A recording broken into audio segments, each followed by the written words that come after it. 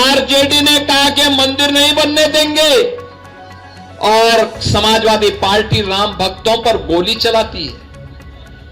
हम कहते थे, तब भी कहते थे, गोली हो या डंडा हो, तब भी हम कहते थे कि रामलला हम आएंगे, मंदिर वहीं बनाएंगे। गरीबों के लिए वे योजनाएं जो 2014 के बाद मोदी जी ने सबका साथ और सबके विकास के भाव के साथ देश भर में लागू किया। जब देश के अंदर लोकतंत्र के गले को घोंटने का कार्य हो रहा था, तब सदैव जयप्रकाश नारायण को पैदा करके जिस धरती ने लोकतंत्र को फिर से बचाने का काम किया, बहनों और भाइयों, क्या ये कांग्रेस और आरजेडी अयोध्या में राम मंदिर का निर्माण करा पाती? आप मुझे बताओ, क्या बिहार के लोग अयोध्या में राम मंदिर बनने से खुश हैं कि नहीं है? हैं कि नहीं है? राम मंदिर बनना चाहिए था कि नहीं बनना चाहिए था? अब मुझे बताओ, कांग्रेस, आरजेडी और इनका एक पार्टनर उत्तर प्रदेश में समाजवादी पार्टी, ये सभी के सभी लोग राम मंदिर का विरोध कर रहे थे। कहते थे, कांग्रेस कहती थी राम हुए ही नहीं, आरजेडी ने कहा कि मंदिर नहीं बनने देंगे और समाजवादी पार्टी राम भक्तों पर गोली चलाती है। हम कहते थे, तब भी कहते थे, गोली हो या डंडा हो, तब भी हम कहते थे कि रामलला हम आएंगे, मंदिर वहीं बनाएंगे। बन गया ना मंदिर? बन गया ना? कोई संदेह? तो एनडीए की, बीजेपी की सरकार जो बोलती है वो करके भी दिखाती है। हमने कहा था ना, माफिया राज का अंत करेंगे, हो गया ना माफिया। और मुझे अच्छा लगा, आपने बुलडोजर भी खड़ा कर दिया है माफिया के लिए।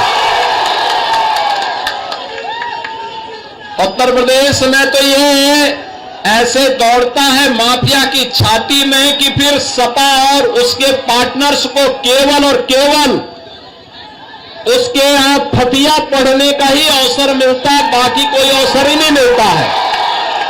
गरीबों के लिए वे योजनाएं जो 2014 के बाद मोदी जी ने सबका साथ और सबके विकास के भाव के साथ देश भर में लागू किया। हर गरीब के पास अपना शौचालय होगा, हर गरीब के सिर को ढकने के लिए छत होगी, हर गरीब के घर में स्वस्थ ईंधन के लिए उज्ज्वला योजना का कनेक्शन होगा और हर गरीब के स्वास्थ्य के लिए आयुष्मान भारत की सुविधा होगी। हर गरीब के पास राशन कार्ड होगा। और यह कांग्रेस पूरा नहीं कर पाई, आरजेडी पूरा नहीं कर पाई। आरजेडी पूरा करती कैसे? क्योंकि जो पशुओं का चारा खा जाए तो मनुष्य को तो सब कुछ बेकार ही जाएगा। उन्होंने तो यही किया था। लेकिन मोदी जी ने कहा सबका साथ और सबका विकास। साथ सबका, विकास भी सबका। बिना भेदभाव के शासन की योजना का लाभ हर गरीब को, हर किसान को, हर नौजवान को, हर माता को, हर बहन को उपलब्ध हुआ। और परिणाम है, भारत में मोदी जी के कार्यकाल के दौरान 25 करोड़ लोग गरीबी रेखा से उभर करके सामान्य जीवन व्यतीत करने की ओर आगे बढ़े हैं, स्वावलंबन के पथ पर अग्रसर बढ़े हैं। एक नए भारत का दर्शन हो रहा है।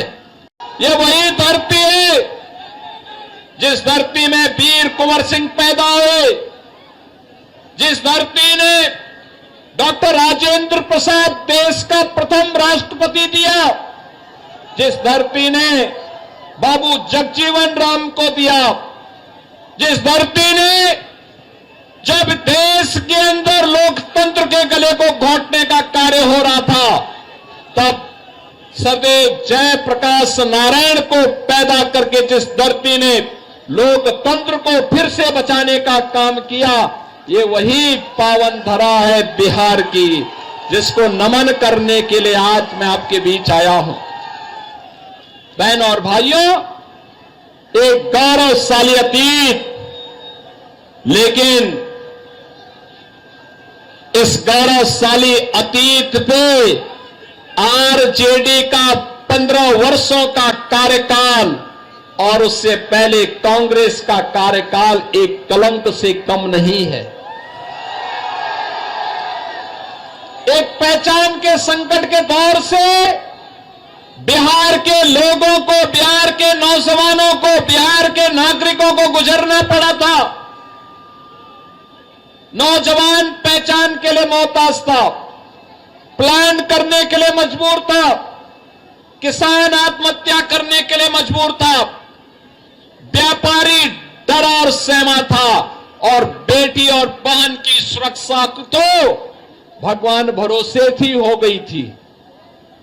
बहनों और भाइयों, हमारे बिहार ने लड़ाई ली। 2005 में नीतीश कुमार जी के नेतृत्व में एनडीए की सरकार बनती है और बिहार के माफियाओं के दिल लग जाते हैं, उनकी उल्टी गिनती शुरू हो जाती है। बहनों और भाइयों, बिहार एक नई दिशा की ओर आगे बढ़ा। आज फिर से बिहार में वह सब कुछ है जो बिहार में 50 वर्ष पहले हो जाना चाहिए था।